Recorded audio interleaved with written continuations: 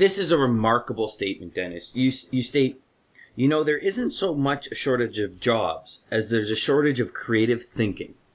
Yeah. And I mean, this brings us to a whole new level. What does creative thinking mean to one's life? Well, you're creating all the time. Let's just get over that real quick. You can't not create. Your brain and your consciousness is a creative device. It creates. The question is, what is it creating? So you don't have any choice over the fact that you're creating.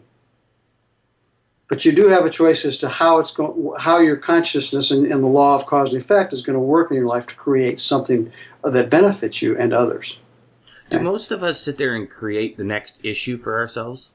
Sure, of course. Sure. And a lot of times we create the issues for ourselves because, again, it gives us some obstacle that we have to overcome that keeps us from getting to where we want to go. When we're trying to create, okay, and if we're always creating, and we take these and we almost create these obstacles for us, is it, in your opinion, Dennis, is it more of an inner thing that's not wanting us to get to it, or do these conflicts, these challenges, these obstacles, do we just somehow think it's going to make us better? Like, what is the deep down reason we would stop and create all of these issues for us, if in turn we can take the same energy and create abundance and create the life we want? Because we don't know any better. We simply don't know any better. People are creating. Nobody intentionally creates a crappy life. Okay. No, I don't know one person who intentionally sets out to ruin their life. But a lot of people do because they're not conscious and aware of the power of their creative mind coupled with their feelings that manifest as creates their experience. Here's a great affirmation, and then I'll explain it. My consciousness goes before me to announce my coming. In other words, my consciousness, my belief system, will create and project out in front of me my beliefs, my reality. Okay? So I'm always creating something. My consciousness, let's talk about consciousness just for a minute, because this really ties in well.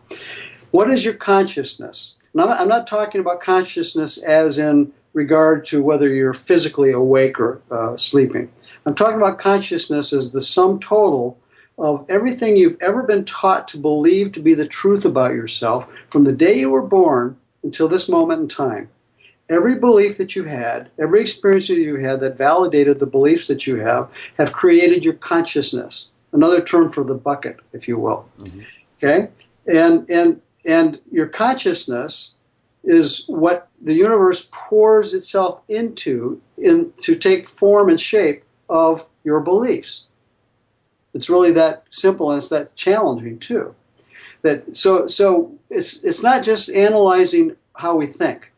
It's important that we're aware that we're thinking positive, uplifting, right thoughts.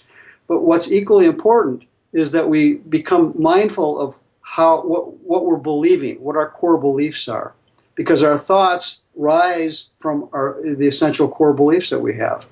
Our thoughts are stimulated by our beliefs. So the question is not just what negative things are you thinking, but what do you believe that's negative that causes you to think in a way that's negative? What beliefs do you have about your life or about the world that are causing you to think certain thoughts? So the question is, it's not just changing your thoughts, it's changing the beliefs underneath the thoughts that create the thoughts. And that's where self-inquiry comes in. That's where taking time to really be available to go within yourself and challenge your beliefs. To challenge your beliefs. That's a difficult thing to do. And yet, that's one of the things where people seem to be able to create the most change in their lives is when they're willing to take responsibility for their beliefs and then observe them and then challenge the ones that don't serve them. And that takes courage, because sometimes it means challenging your parents or the authority figures who instilled those beliefs in you. That's challenging for people. And yet, at the end of the day, that's where you have some control over what your life is going to look like, by understanding that your beliefs form the totality of what your life is going to be as an experience in the human condition.